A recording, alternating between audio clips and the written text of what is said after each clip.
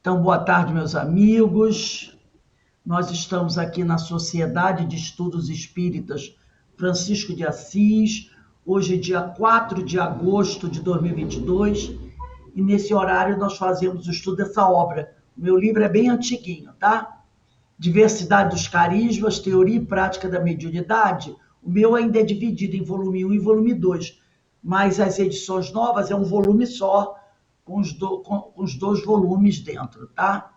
Esse livro é de Hermínio de Miranda e é um livro maravilhoso, onde nós estudamos todas as questões sobre mediunidade.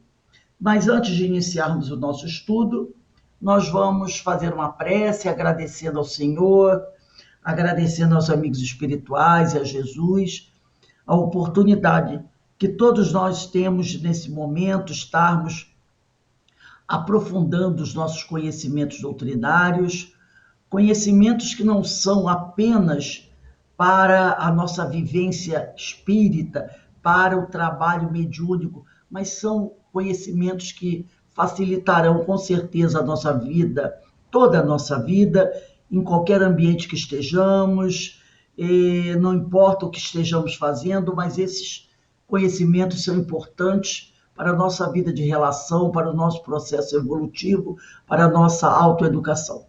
E assim, Senhor, nesse momento em que recebemos, cada um de nós, onde quer que nós estejamos, a visita dos amigos espirituais, nossos amigos orientadores, que sempre nos acompanham, que também participam desses estudos, nós só temos a agradecer por todo o amparo que esse grupo de amigos nos proporciona.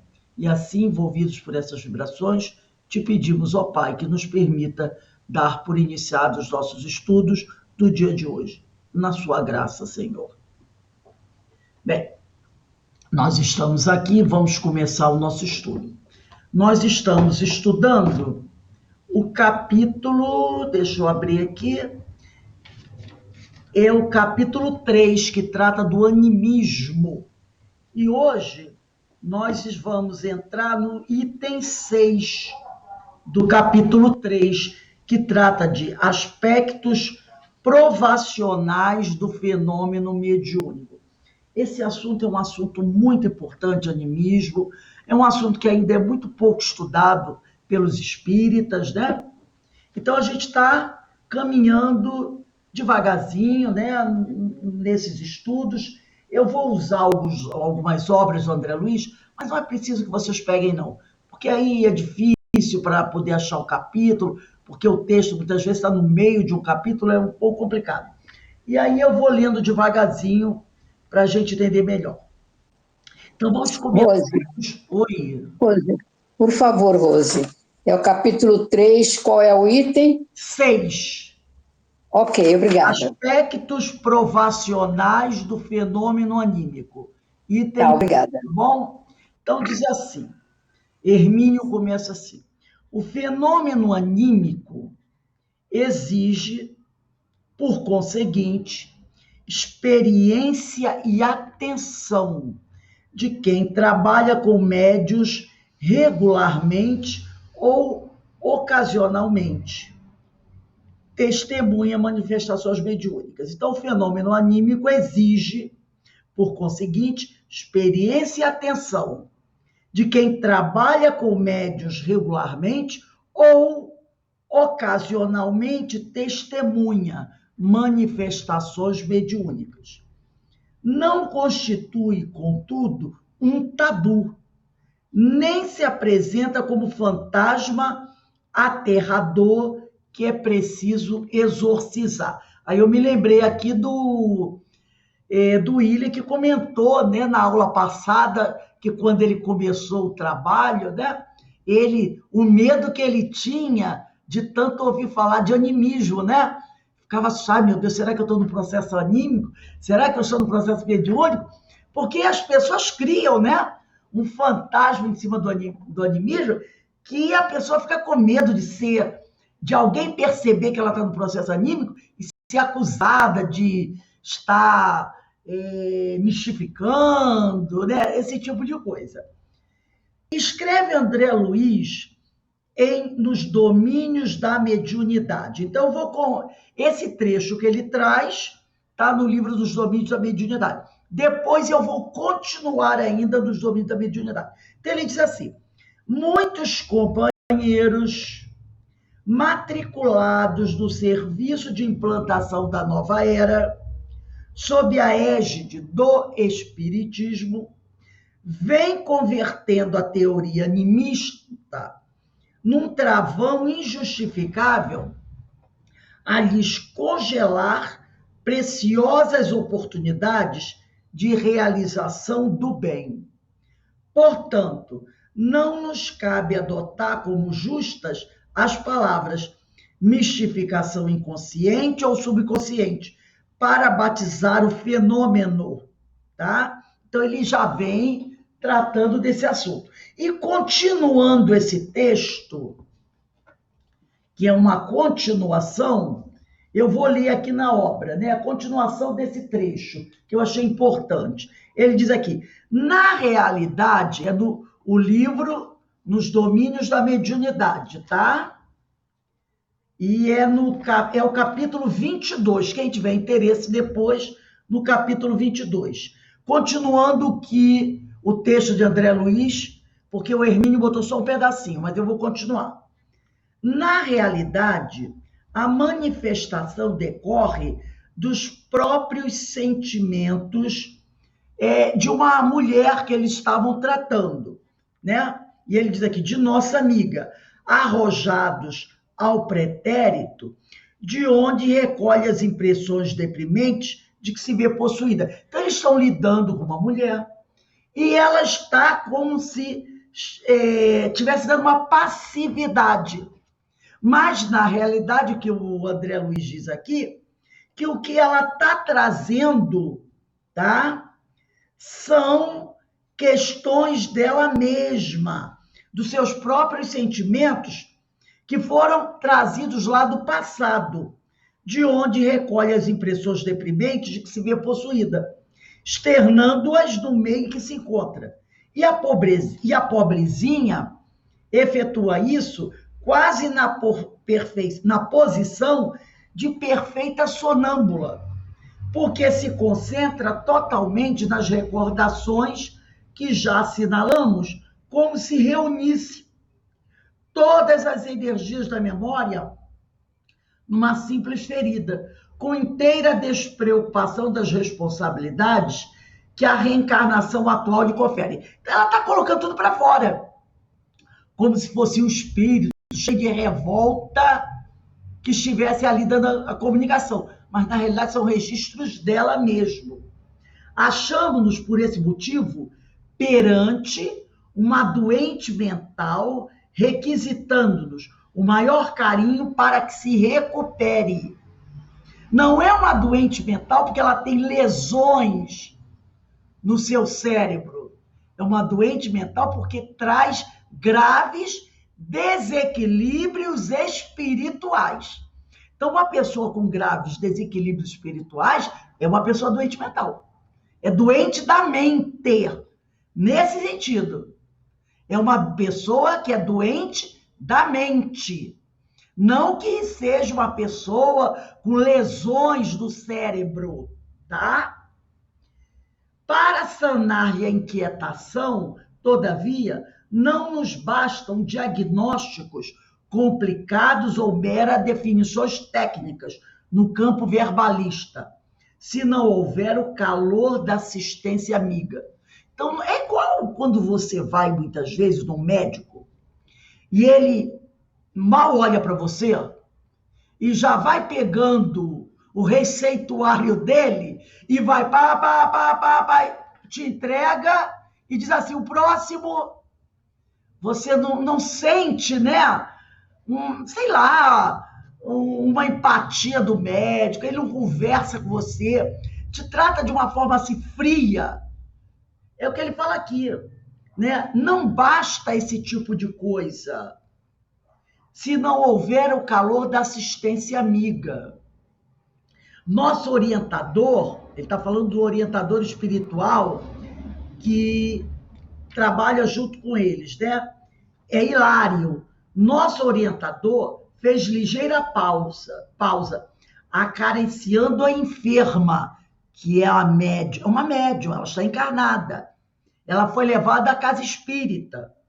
Enquanto Raul Silva é o doutrinador, eram aquelas reuniões que aconteciam mediúnicas com presença de pessoas. Eles levavam a pessoa que estava com um processo obsessivo, o grupo mediúnico da casa se reunia e o doutrinador estava ali para ajudar. Então, essa mulher, quando chegou e começou a falar, eles perceberam, ela é médium. E ela, quando começou a falar, eles pensavam que ela estava dando uma passividade de um outro espírito, mas não, era dela mesma. E o orientador, o médium esclarecedor, chamava-se Raul Silva. Hilário é o orientador espiritual do trabalho, que acompanha André Luiz. E aí que ele diz, nosso orientador fez ligeira pausa, é o Hilário, acariciando a enferma, o orientador espiritual. Enquanto Raul Silva, o doutrinador, continuava a doutriná-la e a consolá-la, notificou-nos bondoso. Deve ser tratada com a mesma atenção que ministramos aos sofredores que se comunicam, quer dizer, aos desencarnados que se comunicam. É também um espírito imortal solicitando dos concursos, quer dizer, ajuda e entendimento para que se lhe restabeleça a harmonia. Então, Hilário diz, o encarnado no processo anímico tem que ser tratado com a mesma delicadeza, com o mesmo carinho que o doente desencarnado, tá? Então, o encarnado tem que ser tratado da mesma maneira como o desencarnado nessa questão. Vamos voltar aqui à diversidade dos carismas. Diz aqui, refere-se o instrutor, Aulus, né? Aqui ele já está falando de Aulus. Nesta passagem, há uma senhora que, embora com as usuais características de uma incorporação obsessiva,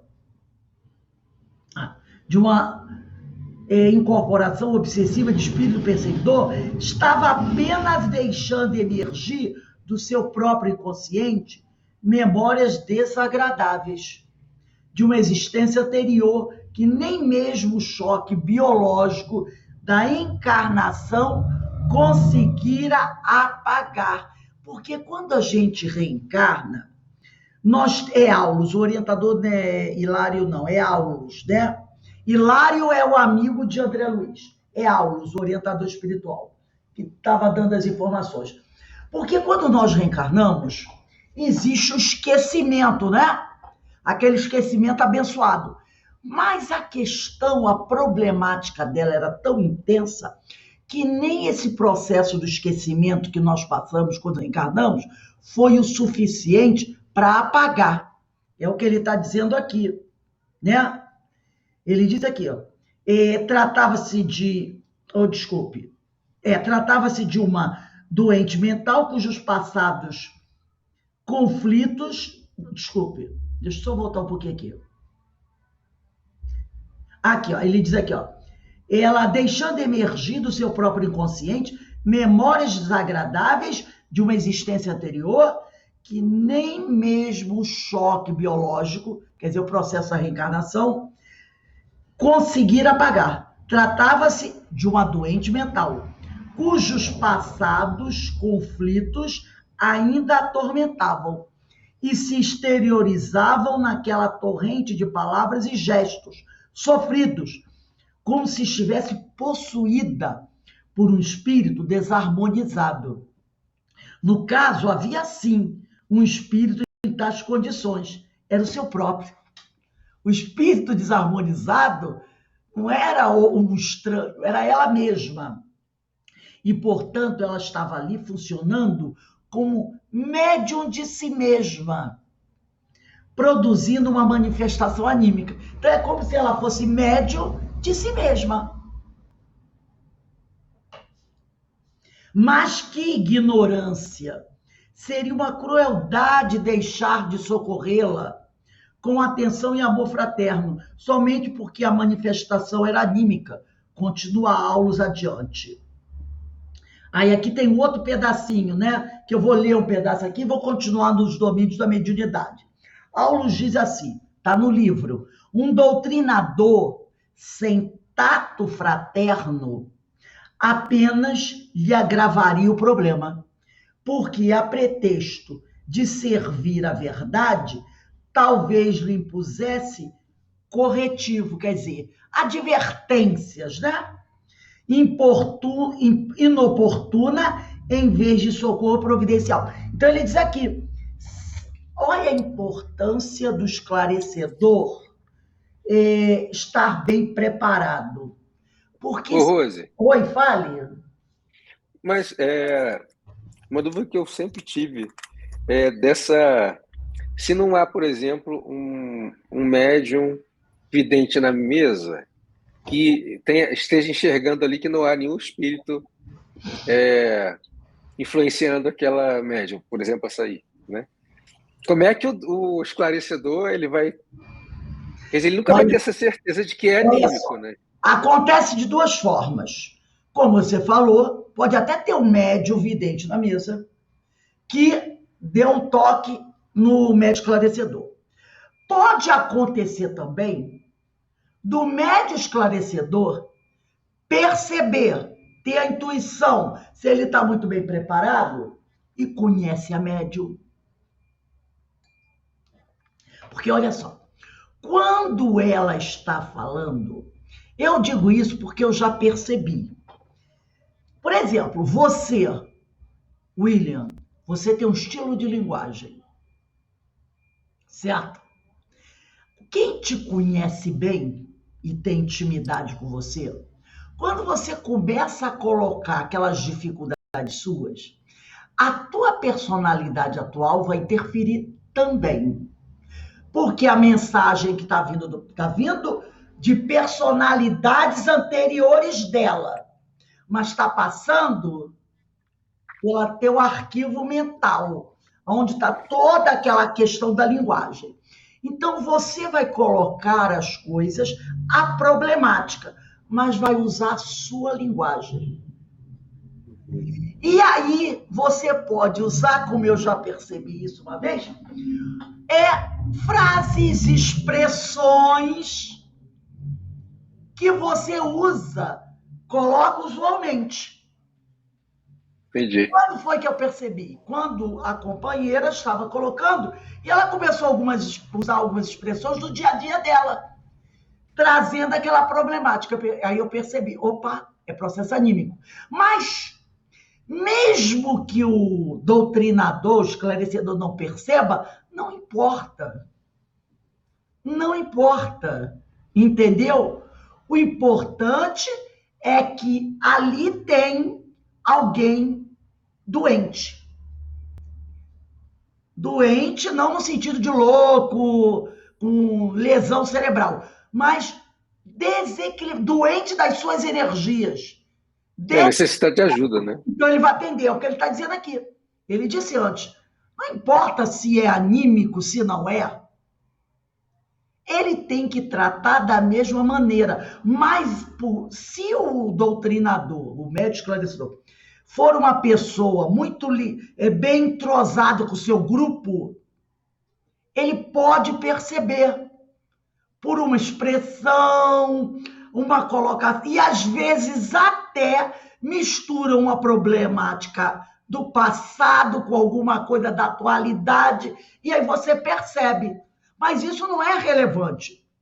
É lógico que o médium, conforme ele vai adquirindo maturidade, ele vai sentindo isso. E aí ele tem que perceber que aquele momento, mas isso vem com a maturidade, é para atender de preferência os desencarnados. Entendeu? E aí com o seu trabalho de autoeducação, porque cada um de nós tem que buscar sua melhora pessoal. Nos estudos, na sua reforma educacional, na melhora da sua conduta. Esse tipo de coisa, o trabalho em prol do próximo. Isso já vai produzindo um tratamento nele, que vai diminuindo o processo anímico. Então, se você tem um problema que não resolveu da outra encarnação, conforme você vai melhorando espiritualmente, isso vai ser tratado, sem precisar chegar na mesa mediúnica. Entendeu? Vai sendo tratado sem precisar chegar na mesa mediúnica. Você vai resolver as suas questões. É o que Jesus disse. Muitos, sobre Maria de Magdala, e também lá no Evangelho, muitos pecados serão perdoados a quem muito amou. E aí, a coisa não precisa chegar, não há necessidade de chegar lá. Isso vai sendo resolvido dentro de você. Entendeu? Sem que tenha essa necessidade de, entre aspas, baixar na mesa. É naturalmente, né? Naturalmente, vai fluir, vai, sendo diluído. Vai sendo diluído com a sua própria mudança, a sua própria transformação moral. Entendeu? Daí a importância do médium estar buscando essa transformação através de uma reforma moral e dos estudos. Porque aí ele vai pegar, opa, eu estou sentindo isso, opa, eu estou sentindo aquilo, e ele já vai entendendo e vai tratando, tá? É isso que ele está dizendo aqui. Aí aqui, deixa eu ver onde eu parei. Ah, tá. Deixa eu ver. Tá.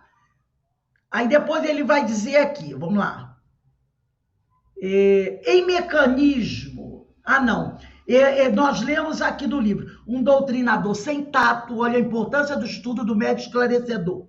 Apenas lhe agravaria o problema, porque como ele é o ignorante do assunto, ele pode chamar a atenção da médium, e aí constrangê-la, e não vai ajudar. Aí, continuando esse texto, aqui no livro Nos Domínios da Mediunidade, diz assim o Aulus: primeiro é preciso remover o mal, para depois fortificar a vítima na sua própria defesa. Então, primeiro você precisa atacar o mal ali, e depois proporcionar àquela pessoa os meios dela ir se fortalecendo, entendeu? E podemos... Aí André Luiz faz a seguinte pergunta. Ah, não, foi Hilário, o outro estudante, né, amigo de André Luiz, fez a seguinte pergunta. E podemos considerá-la médium, mesmo assim? O Hilário perguntou para o instrutor. Nós podemos dizer que ela era uma médium, mesmo estando com essas questões, essas problemáticas? E Aulus vai dizer, como não? Um vaso defeituoso pode ser consertado e restituído ao serviço. Naturalmente, agora a paciência e a caridade necessitam agir para salvá-la.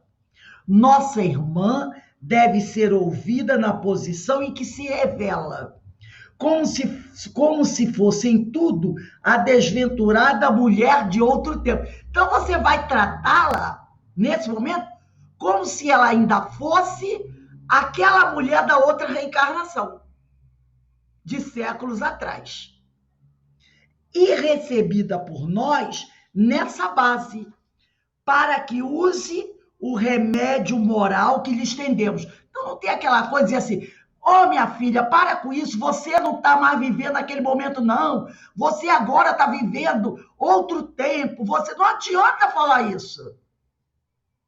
Ela está sentindo aquilo lá do passado que não foi tratado, então você tem que tratá-la como aquele ser do passado, aquela personalidade do passado.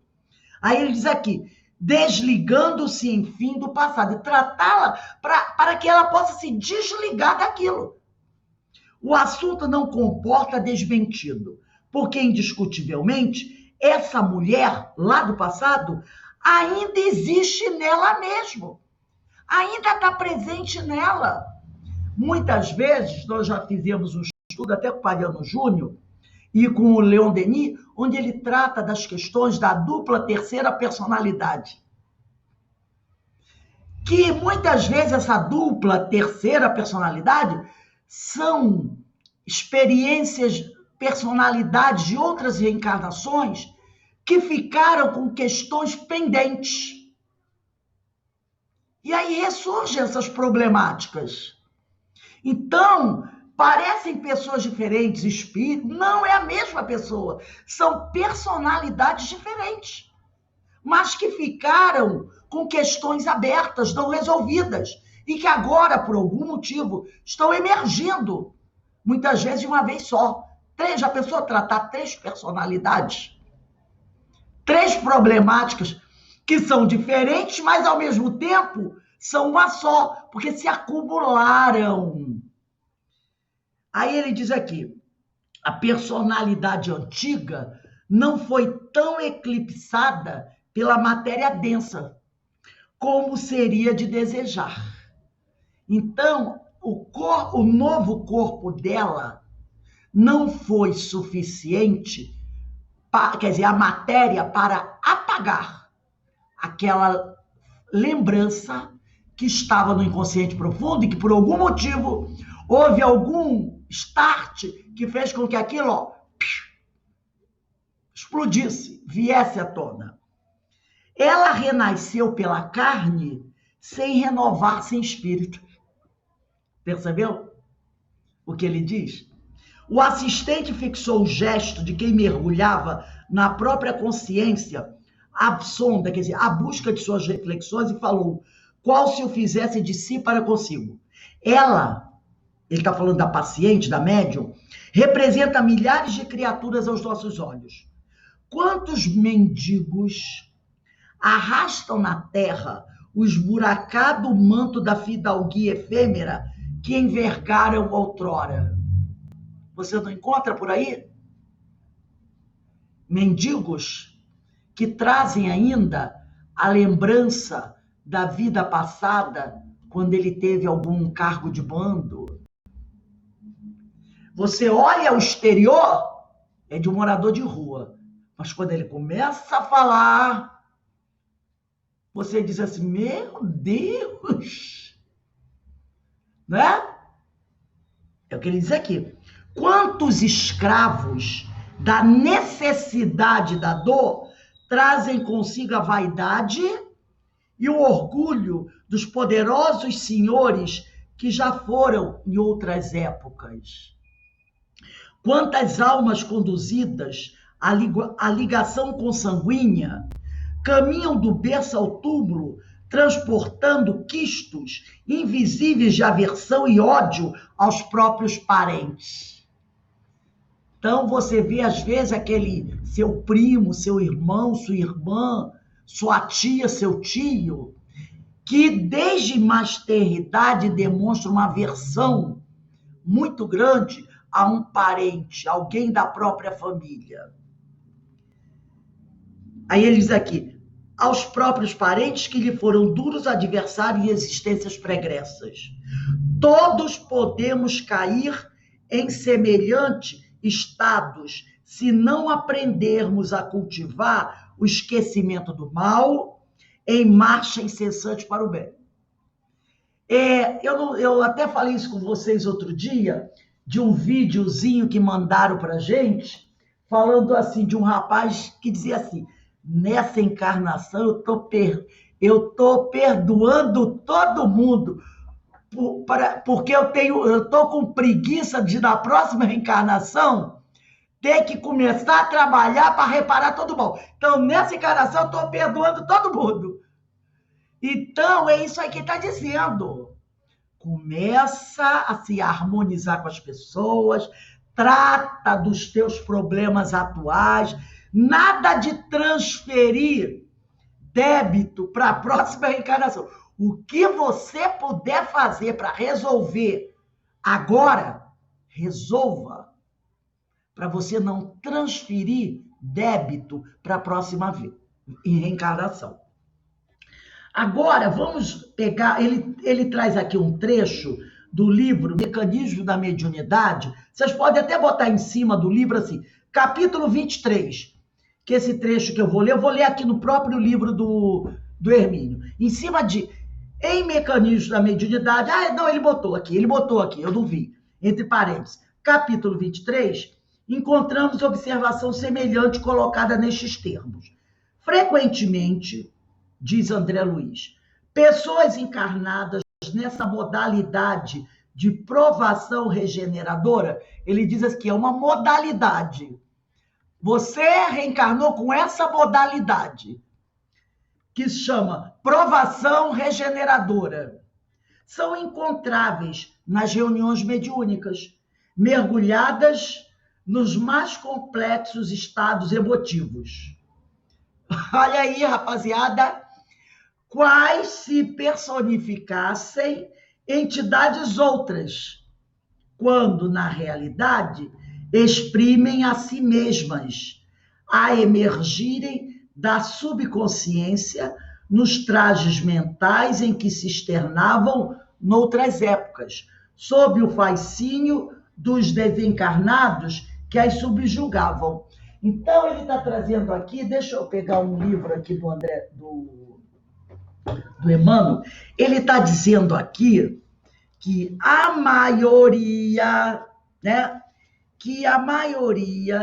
dos médiuns, das pessoas que trabalham nas reuniões mediúnicas, olha só, frequentemente, pessoas encarnadas nessa modalidade de provação regeneradora são encontráveis nas reuniões mediúnicas.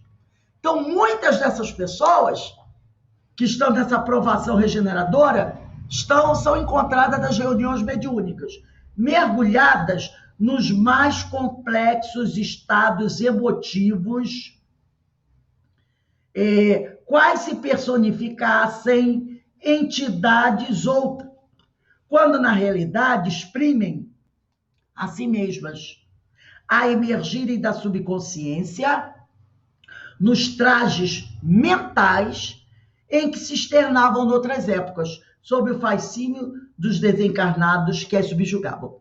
E nesse livro que a gente estuda às quartas-feiras, que tem o título de Emmanuel, que é o primeiro livro psicografado por Chico Xavier, do Espírito Emmanuel, no capítulo, deixa eu achar aqui, eu estava com ele, no capítulo 11 desse livro Emmanuel, que tem por título Mensagem aos Médiuns, deixa eu abrir aqui, é muito interessante, nós ainda vamos estudar esse trecho.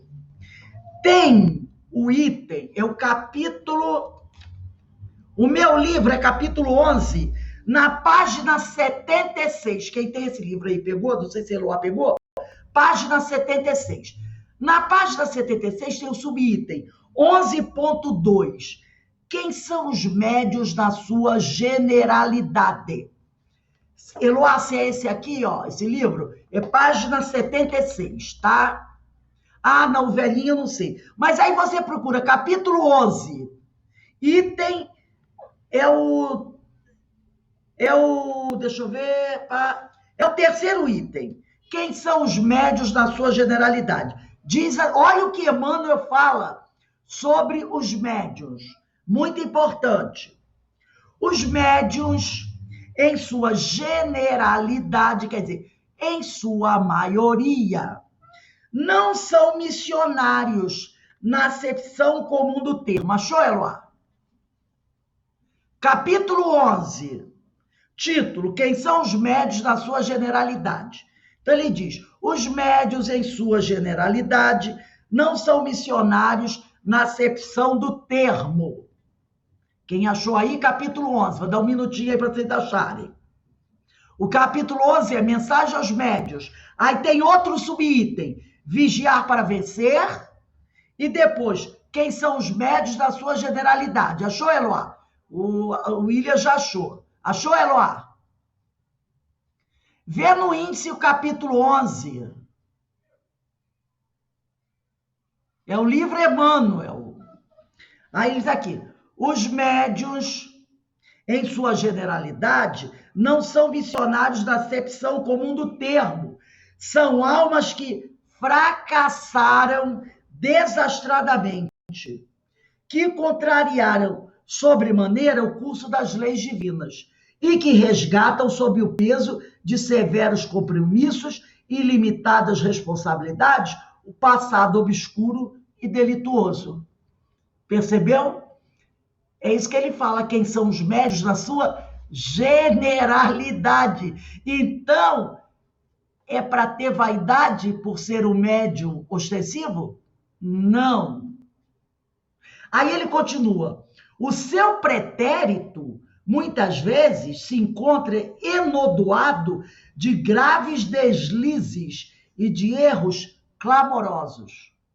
Quase sempre são espíritos que tombaram dos cumes sociais pelos abusos do poder, da autoridade, da fortuna e da inteligência, e que regressam ao orbe terráqueo para se sacrificarem em favor do grande número de almas que desviaram das sendas luminosas da fé, da caridade e da virtude. São almas arrependidas que procuram arrebanhar todas as felicidades que perderam, reorganizando com sacrifícios tudo quanto esfacelaram dos seus instantes de criminosas arbitrariedades e de condenável insânia. Eu recomendo a todos os médiuns, pelo menos uma vez por semana, ler esse subitem do capítulo 11. Quem são os médiuns na sua generalidade? Sabe, para a gente perceber o quanto nós precisamos melhorar, trabalhar. Por isso, aqui, o André Luiz falou sobre isso. No livro do Hermínio, frequentemente, pessoas encarnadas nessa modalidade de provação regeneradora são encontráveis nas reuniões mediúnicas, porque, em sua maioria, são os médios, que, como disse Emmanuel, são espíritos com graves problemas que vieram nessa reencarnação para resolver. Daí a questão do animismo, que o sujeito está colocando para fora os seus problemas. Entendeu?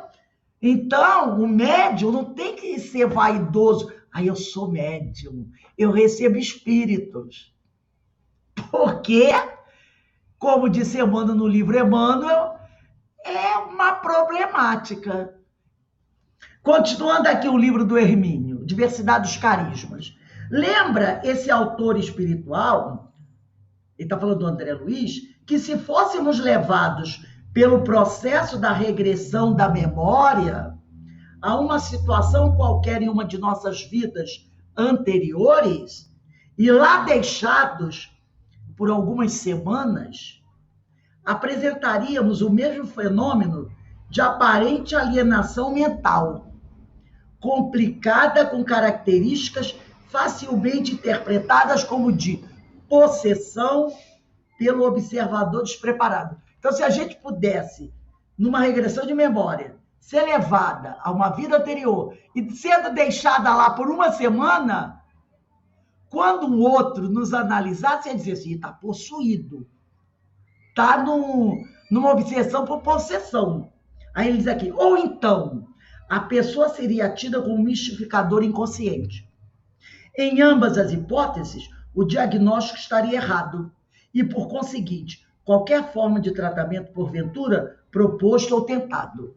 Então, não adianta. Todos nós, lá no nosso arquivo ancestral, no nosso inconsciente profundo, tem N questões ainda que não foram resolvidas. N questões que ainda não foram resolvidas. E que serão resolvidas, porque é da lei. Agora, elas podem ser resolvidas por inúmeras formas. Uma delas é até pelo processo obsessivo, aonde, mediante o sofrimento, o sujeito corre a buscar ajuda, ou pelo amor. Muitos pecados serão perdoados a quem muito amar. Você já sabendo dessa verdade, como disse o Emmanuel aqui, né, nesse capítulo 11 do livro Emmanuel, os médios, em sua generalidade, não são missionários. São almas que fracassaram desastradamente.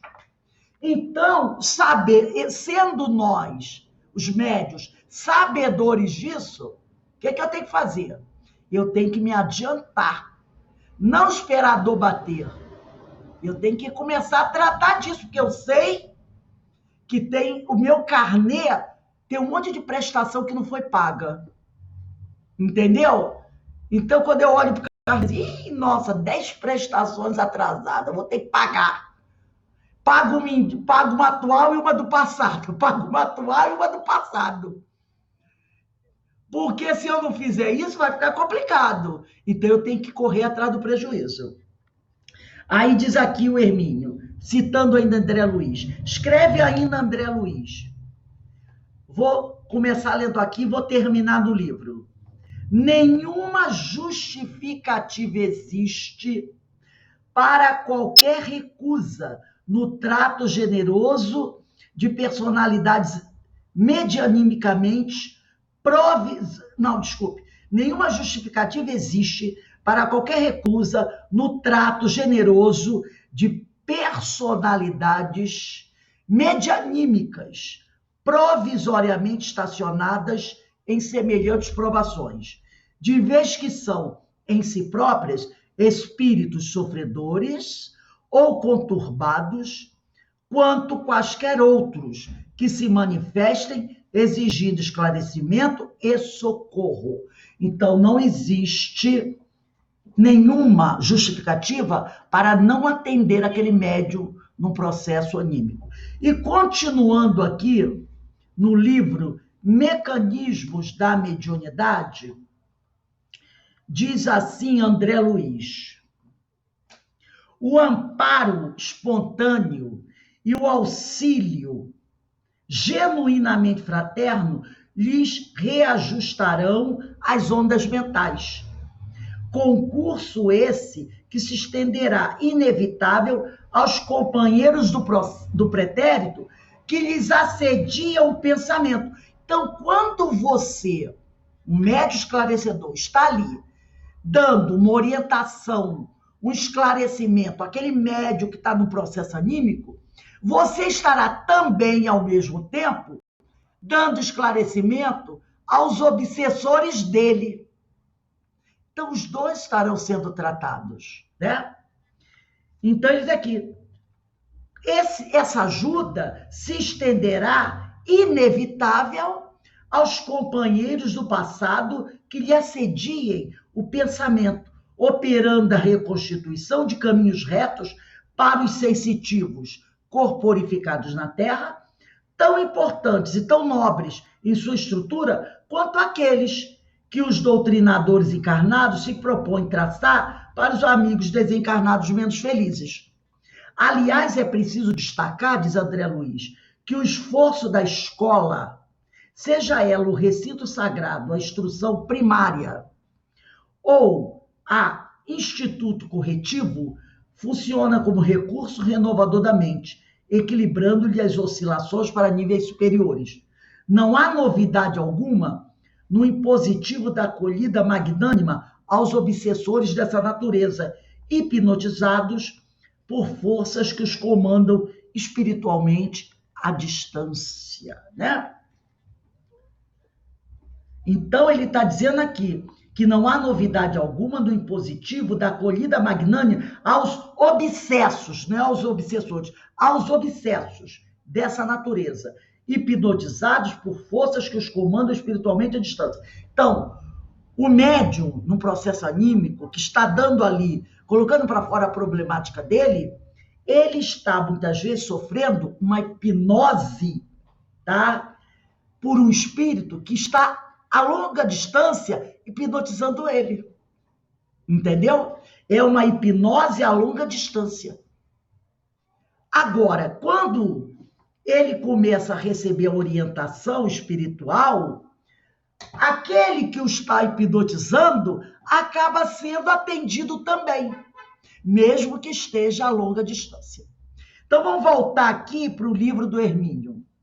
Podemos concluir, pois, que muitos médiuns com excelente potencial de realizações e serviços ao próximo podem ser desastradamente rejeitados pela simples e dolorosa razão de que não foram atendidos com amor e competência na fase em que viviam conflitos emocionais mal compreendidos.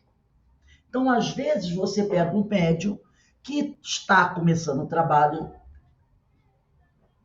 mas que já tem, né, excelentes trabalhos realizados ao próximo, na sua vida, do seu dia a dia. Não estamos falando aqui na casa mediúnica, não. Às vezes é uma pessoa que é médium, mas que antes de buscar a doutrina e o estudo da mediunidade, ela já praticava muita caridade. Era uma pessoa boa, com muitos serviços prestados ao seu próximo. Mas aí, quando ela começa a estudar a doutrina e ela entra inicialmente nesse processo anímico, que é muito normal, ela pode ser rejeitada. Entendeu?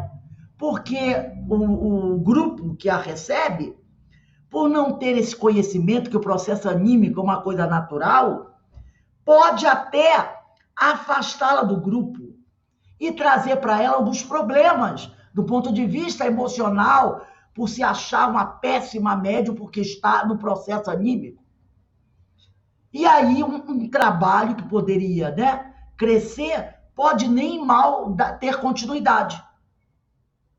Então, o Hermínio diz aqui, após esse estudo preliminar do terreno, está falando da questão anímica, que pretendemos explorar, tendo como material para meditação e confronto as diversas faculdades de Regina, que é a médium que ele estuda, e a riqueza dos fenômenos que ela colocou à nossa disposição para essa finalidade, voltemos a ela, dispostos a estudar a mediunidade ao vivo e aprender com seu exercício para chegar às formulações teóricas, em vez de partirmos destas para a prática. Então, ele vai continuar falando um pouquinho mais da Regina e depois ele vai começar a falar dos tipos de mediunidade.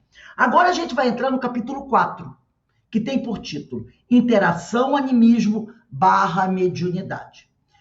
Item 1, Introdução.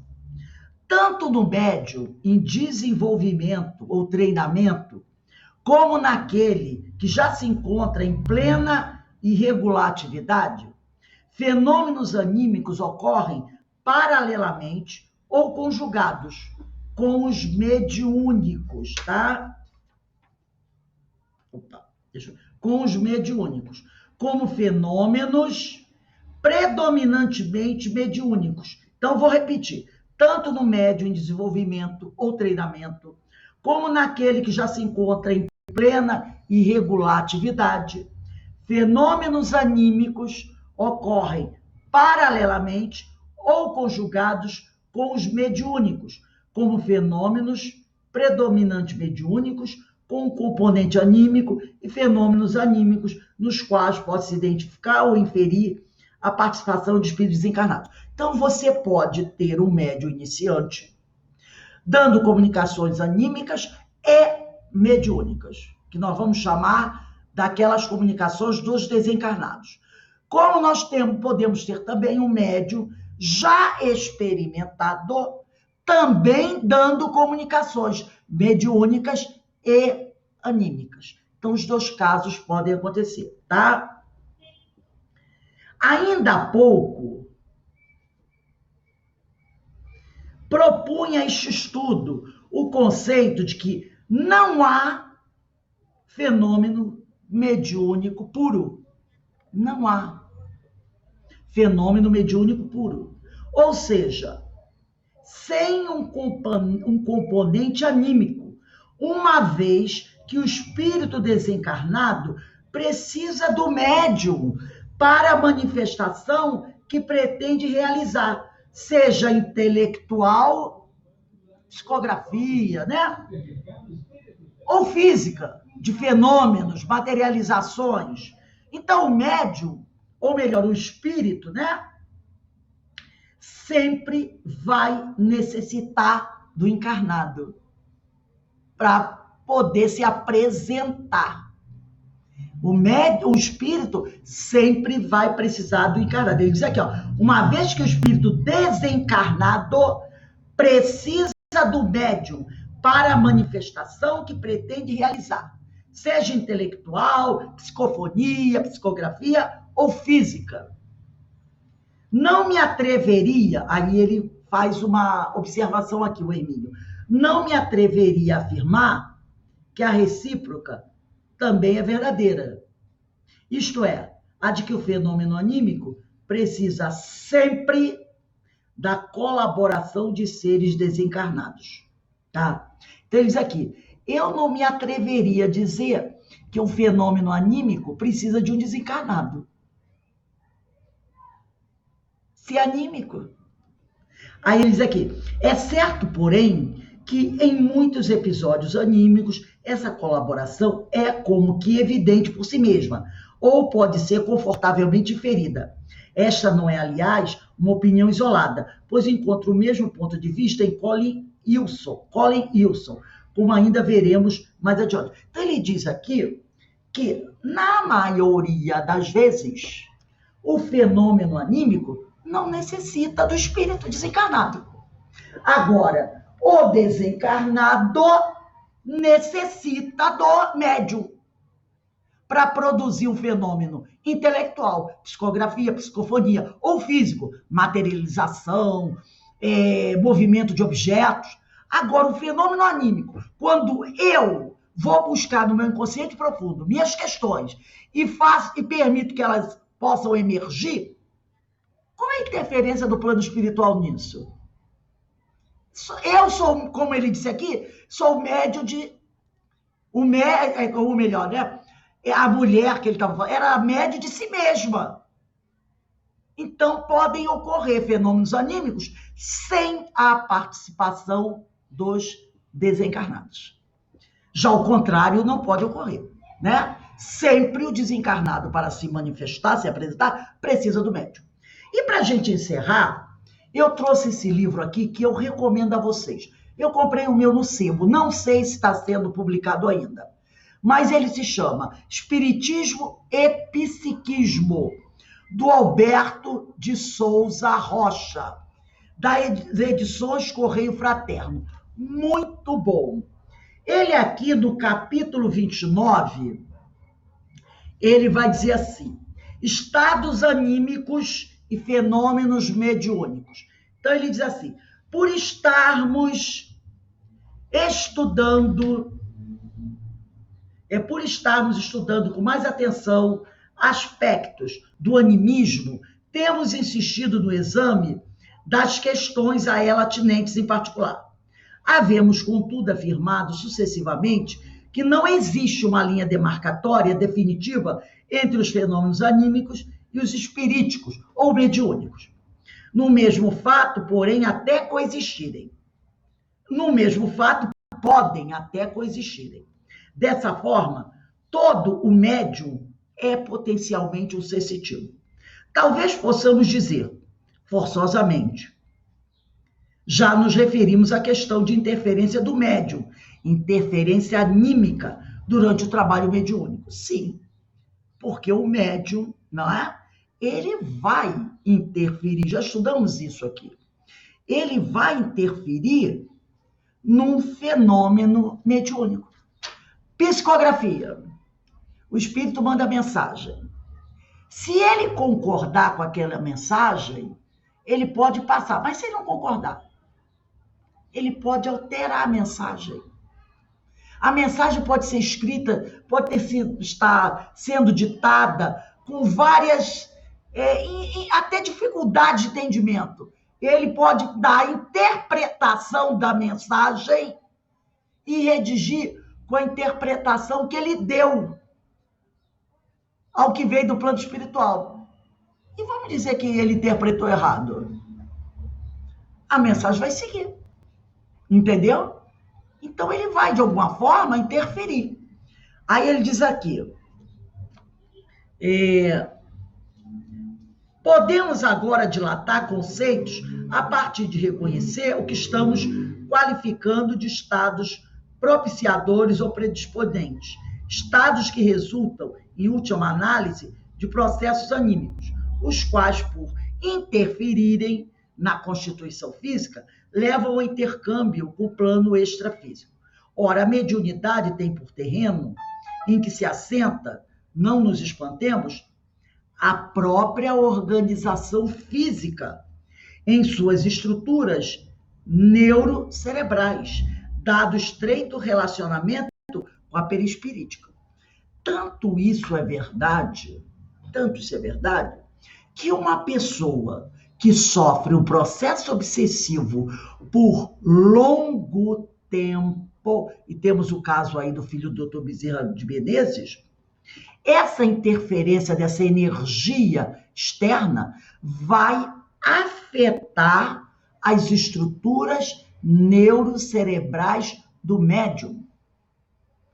E, dependendo do período longo dessa obsessão, quando essa obsessão encerrar, o médium pode ficar com lesões cerebrais. O caso daquele livro, Loucura sob Novo Prisma, quando o Dr. Bezerra, encarnado, conta a história do filho dele que sofreu um processo obsessivo muito longo por um terrível adversário, e esse adversário era adversário do Dr. Bezerra e adversário do filho do Dr. Bezerra. Só que ele não conseguiu, esse adversário, alcançar o Dr. Bezerra, porque o Dr. Bezerra já tinha se elevado bastante. Aí o que ele fez? Já que eu não pego o pai, já que eu não posso fazer o pai sofrer, eu vou fazer o filho sofrer, porque aí o pai sofre também.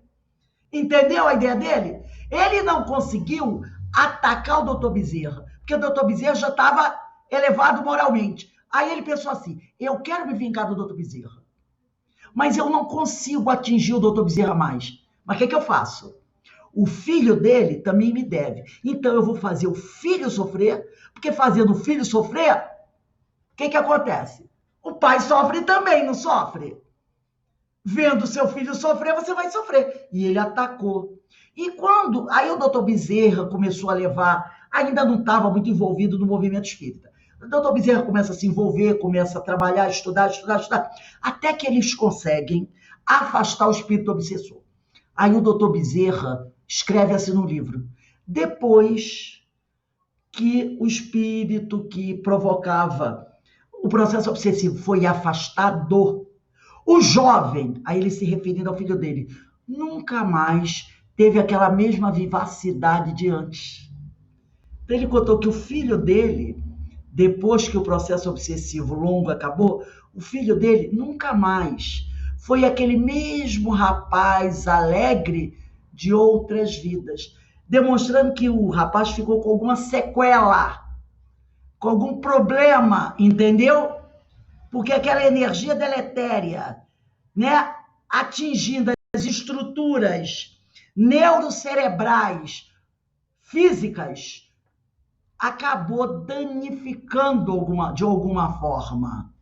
Não tem alguns companheiros que depois de uma longa processo obsessivo chegam à loucura? O espírito é afastado, mas o dano no organismo, no cérebro material, não dá para você resolver mais. Então ele diz aqui, a mediunidade tem por terreno em que se assenta, não nos espantemos, a própria organização física, em suas estruturas neurocerebrais, dado o estreito relacionamento com a perispirítica. André Luiz nos afirma, no livro Mecanismos da Mediunidade, que os desencarnados influenciam os mecanismos do cérebro para a formação de certos fenômenos, como acontece aos musicistas que tangem as cordas do piano na produção da melodia. Aí, para a gente encerrar, ele diz assim, ele mesmo nos fala nessa obra em desarticulação de forças anímicas, em dissociação dessas forças para explicar a índole do fenômeno. Então, para encerrar, eu vou pegar aqui o livro Mecanismos da Mediunidade, no capítulo 17, Quem quiser anotar para ler depois, quando ele fala do médium teleguiado. Ele vai dizer assim, médium teleguiado. Imaginemos, é o capítulo 17 do segundo subitem. Capítulo 17, efeitos físicos. Primeiro subitem, simbioses espirituais. Muito interessante. Segundo, médium teleguiado. Ele diz assim, imaginemos que persista na individualidade encarnada a fácil desassociação ou desarticulação das forças anímicas. Nesse caso, temos-la habilitada ao fornecimento do ectoplasma ou plasma exteriorizado, de que se valem as inteligências desencarnadas para a produção dos fenômenos físicos que lhes denota a sobrevivência. Então, olha só, imaginemos que persista na individualidade encarnada a fácil desassociação ou desarticulação das forças anímicas. Nesse caso, temos-la habilitada ao fornecimento do ectoplasma ou plasma exteriorizado, de que se valem as inteligências desencarnadas para a produção dos fenômenos físicos que lhes denota a sobrevivência. E ele vai dizer também uma coisa aqui muito interessante. Chegada a esse ponto, se a criatura deseja cooperar, se ela tem facilidade de estar sempre produzindo ectoplasma, de fazer essa desassociação das suas forças anímicas, chegada a esse ponto, se a criatura deseja cooperar na obra do esclarecimento humano, recebe do plano espiritual um guarda vigilante, mais comumente chamado o guia, orientador espiritual. Segundo a apreciação terrestre, guarda esse, porém, que diante da esfera extrafísica tem as funções de um zelador ou de um mordomo responsável pelas energias do medianeiro, sempre de posição evolutiva semelhante. Ele está dizendo que o nosso guia espiritual, o nosso orientador espiritual, é de posição evolutiva semelhante à nossa. Se você tem essa facilidade de desassociação das suas forças anímicas, da produção desse ectoplasma, e você é uma pessoa que está sempre procurando trabalhar no bem, está estudando, melhorando, a espiritualidade, o que é que ela faz?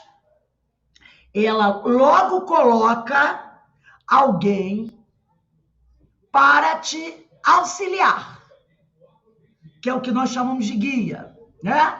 Meu amigo espiritual, que normalmente é de posição evolutiva semelhante a você, para te auxiliar, né? Te intuir, para você usar bem essas energias, para que elas não sejam, né, mal utilizadas por espíritos desencarnados que, percebendo essa facilidade que você tem, possam, entre aspas, capturar você num processo obsessivo para a utilização dessas energias para coisas equivocadas. Então, aquele que está sempre procurando se melhorar, está sempre procurando se reeducar, ele recebe da espiritualidade superior um amigo espiritual para ficar ao lado dele, né? Auxiliando, intuindo, para que as energias dele, facilmente desassociadas, né, que podem facilmente ser desarticuladas, para que o ectoplasma possa ser utilizado, seja muito bem utilizado. Porque se você pode ser médium com uma moral duvidosa, não pode? Pode, que a mediunidade não tem nada a ver com sua moral. Agora, se você tem uma moral duvidosa, você fica à vontade. E aí, qualquer um, amigo do alheio, pode se assenhorar dessas suas energias, para utilizá-la em proveito próprio e aí promover o processo obsessivo no médium. Até porque, como nós vimos, o médium é alguém que está precisando ainda melhorar bastante. Alguém gostaria de comentar alguns pontos aí desse nosso estudo? Rose, eu fiquei com uma dúvida aqui, é o seguinte, aqui no texto do Emílio Miranda, ele fala assim, não me atreveria a afirmar que a recíproca também é verdadeira. Quer dizer, antes ele fala... Ele fala que uma vez que o espírito desencarnado precisa do médium para a manifestação que pretende realizar, seja intelectual ou física. Não me atreveria a afirmar que a recíproca também é verdadeira. Isto é, que o fenômeno anímico precisa sempre da colaboração de seres desencarnados. Mas quando ele fala esse sempre, é porque existe algum percentual onde esse fenômeno anímico ele pode ocorrer com pode ocorrer. Ele diz, não do espírito. Afirmar que a recíproca também é verdadeira. E aí ele diz aí aqui, isto é, de que o fenômeno anímico precisa sempre da colaboração. Aí depois ele vai dizer, é certo, porém, que em muitos episódios anímicos, essa colaboração é como que evidente por si mesma, ou pode ser confortavelmente diferida. Há processos anímicos com interferência mediúnica. Então, eu fico pensando assim, existe alguma possibilidade de, por exemplo, de a espiritualidade que está ali dando assistência na mesa mediúnica, e ela perceber que aquele médium precisa colocar alguma coisa para fora, resolver alguma situação, mas há uma dificuldade por si só. Pode ela ser. poderia interferir nesse sentido. Pode ser também no caso do sonambulismo. No caso do sonambulismo, é um processo anímico. Tem casos que nós já estudamos assim. O sonâmbulo, o médium, ele é colocado num transe hipnótico. Ele é um sonâmbulo. O corpo dele está aqui, sentado na cadeira. E o paciente, o doente, uma pessoa encarnada, doente, como eles faziam, né? Está lá deitado na cama. Vamos dizer que o cara tenha uma terrível úlcera estomacal. Aí, o médium está aqui. O magnetizador magnetiza a pessoa, hipnotiza a pessoa. O espírito da pessoa sai do corpo, vai até o paciente que está deitado, o encarnado deitado.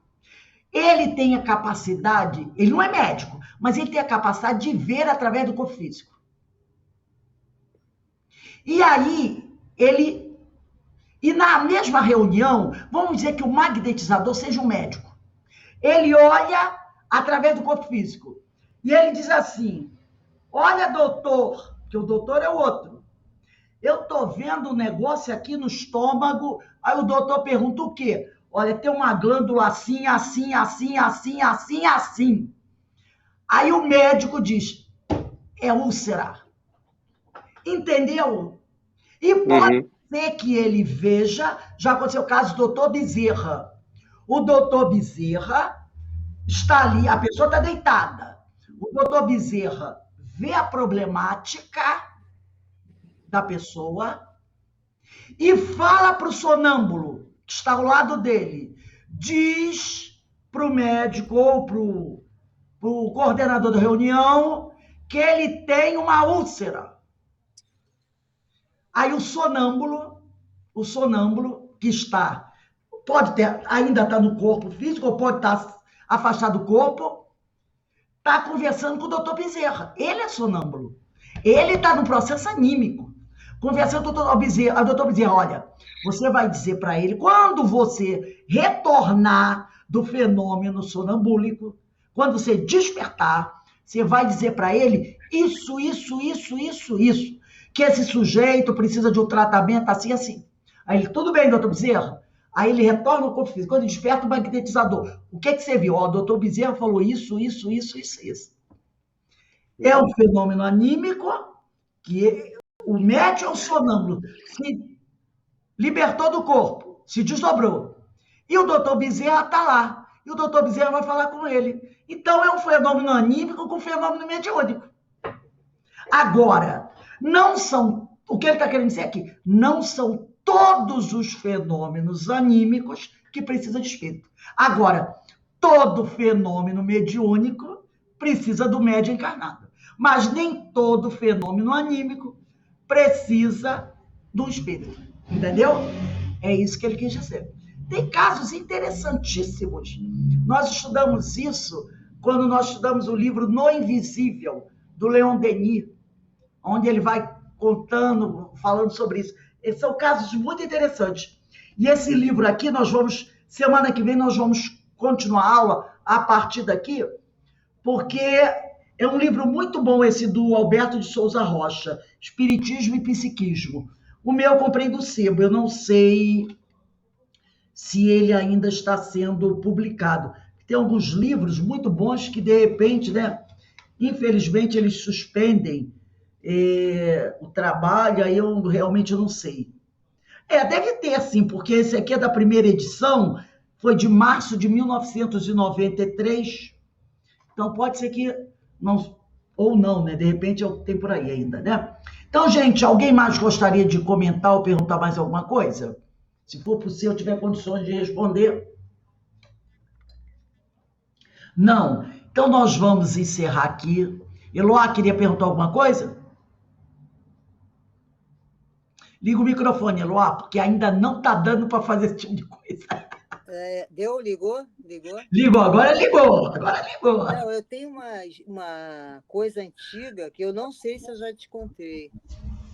Há muitos anos, quando eu cheguei no Rio de Janeiro, com 17 anos, eu tive uma doença. O meu irmão, Vitor Hugo, que estava aqui, esse que já desencarnou. E eu fui morar com ele, claro, esperando a mamãe chegar, a irmã e todo mundo. E aí ninguém descobria. Era exame para tudo que era lado, era tudo, eu desmaiava, e papapá. E aí eu estava realmente, a gente dormia num beliche, o irmão dormia embaixo, eu dormia em cima, e eu me lembro que uma tarde, tipo noitinha, né, eu acordada, meu irmão estava lá na sala, com gente, não sei o quê, e eu senti no meu lado. Tu vê, naquela época eu nem sabia o que era doutrina, nem nada, católica, aquelas coisas, né? Com 17 anos de idade.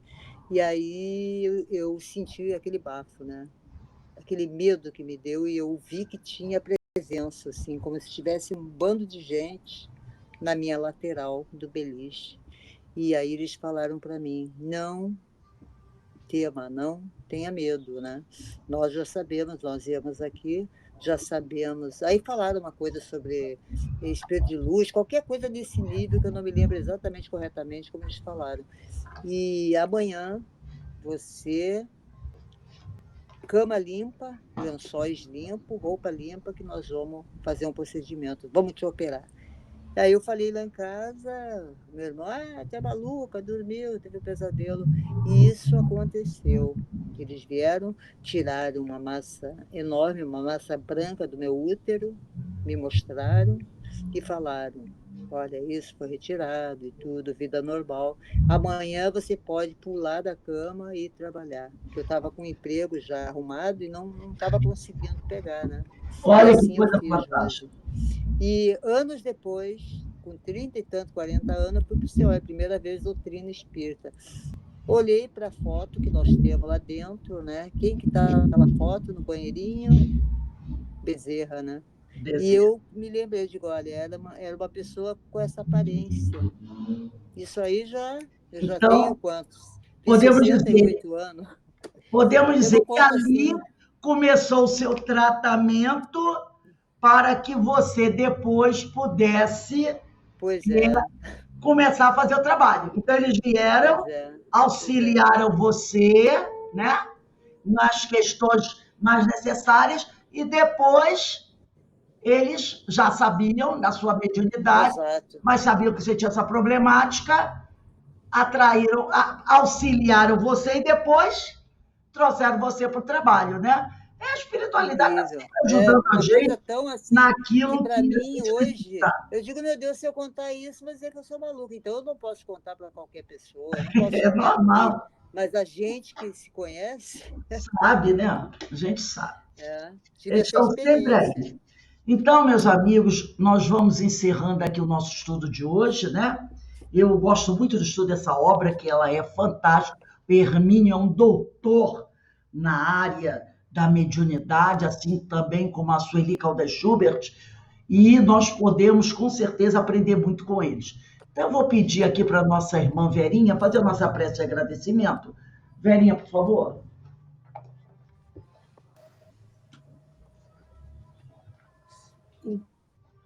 Então, agradecendo a Deus, agradecendo a Jesus, a Jesus e a Francisco, e a cada um de nós aqui presentes, que buscamos o entendimento, buscamos o estudo, a instrução, para que possamos evoluir, crescer, conviver, compartilhar.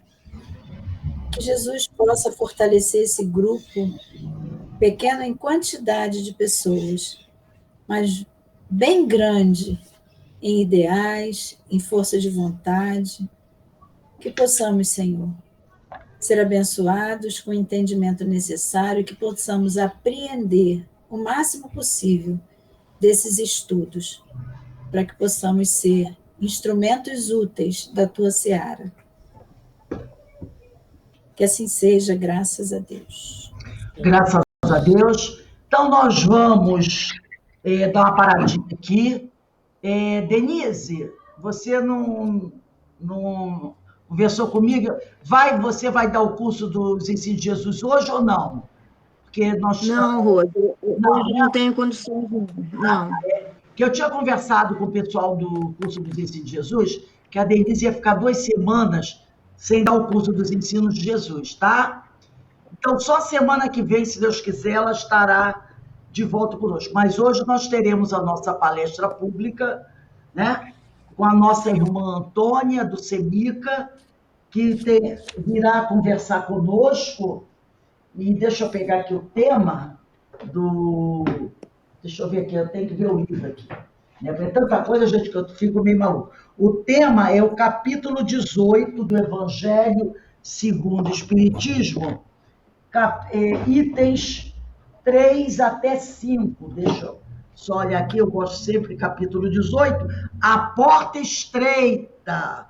Eita ferro, o tema é esse aí. Vamos falar de a porta estreita, hoje às 18h40. E eu já mandei para vocês o cartaz do nosso evento no dia 21 de agosto. Vai ser a Érica, né? Ela vai conversar conosco sobre dependência digital e sobre as questões, né? Sobre as questões relacionadas aí com as redes sociais. Então, vai ser um domingo, às 10 horas da manhã. E eu gostaria de pedir a vocês, né? Quem puder, fazer a divulgação, porque eu acho que esse tema é muito importante. É o impacto da dependência digital e das redes sociais no nosso dia a dia. Dia 21 de agosto, domingo, de 10 às 11h20, a nossa irmã Érica. A Érica é maravilhosa falando, né? Maravilhosa. Quem conhece sabe. Então, eu estou convidando a todos, e aqueles que desejarem, quiserem, divulguem esse cartaz e avisem que para participar é preciso instalar o aplicativo, ter o link, e aí, na véspera, eu mando o link, e aí vocês mandam para aquelas pessoas que vocês divulgaram, convidaram, tá? Esse trabalhinho que a gente vai fazendo, né? De formiguinha, passando por um amigo para o outro, de repente bate na mão de alguém que está muito necessitado, ouvindo alguma coisa nesse sentido, né? Esse tema não é só para espírita, é para todos nós. Então, meus amigos, nós vamos dar parada, e quando for 18h40, nós retornamos para a nossa palestra pública, lembrando que a Denise, só na semana que vem, é que vai retornar com o estudo do Ensino de Jesus. Um beijão para vocês. Rose, Oi, Tchau, gente. Boa noite a todos. Tchau. Melhoras, Denise. Fala, Eloá. Boa noite, obrigado. Não é no Obrigada. capítulo 11 aqui. Qual é o que está escrito? Não, no tá com o capítulo? Evangelho? Ah, do Emmanuel. Eu não Esse livro consegui achar Emmanuel. naquele Deixa eu 11. pegar aqui, ó. O Emmanuel texto. é o capítulo 11, Mensagem Eu não aos achei. Médiuns. Como é que é a mensagem? Aos médiuns. Ok. Mostra a capa do teu livro. Mais para cá, mais para outro lado. Isso. Não, não. Não, não é esse. Aqui é Palavras de Emmanuel. O nome do Palavras. livro é tá. Emmanuel. Ok. O nome do Eu livro é vou esse aqui, procurar ó. que eu acho Olha, que eu Eloá, tenho. olha aqui. Aqui, ó. Se dá para você ver. Esse aqui, ó. Palavras. Bota na frente do seu rosto o livro. Não é esse, não é esse. Ok. Esse aqui, ó, Eloá, olha aqui. Aqui é o Ó, o nome. antigo lá, aqui, ó. Emmanuel. Olha lá, é Palavras, tá. assim, Eu vou Emmanuel. procurar. Tá? O nome Ô, do Rose, livro qual que é o autor desse animismo e psiquismo que você falou mesmo? é Alberto Vou de procurar. Souza Rocha. É Alberto de Souza Rocha. Eu vou tentar procurar. Eu vou colocar a capa do livro do grupo hoje para vocês. Eu tô Ah, em isso, bom. perigo, hein, William? Isso é O o livro Então eu é um achei. perigo. Espero que você não tenha que mudar de novo, hein? Porque senão a bagagem fica terrível. Então, gente, quando é a bagagem, vai ficar difícil. Um beijão para vocês, Beijo, tá? beijo. E, ó, Beijo, estamos beijo grande. agendados aí dia 13 de outubro, hein? Pode deixar. Até amanhã. Até Amanhã não, depois da amanhã. manhã. Até amanhã. Até mais. Tchau, tchau. Até amanhã. Até amanhã. Tchau, tchau. Tchau. Amanhã. Tchau.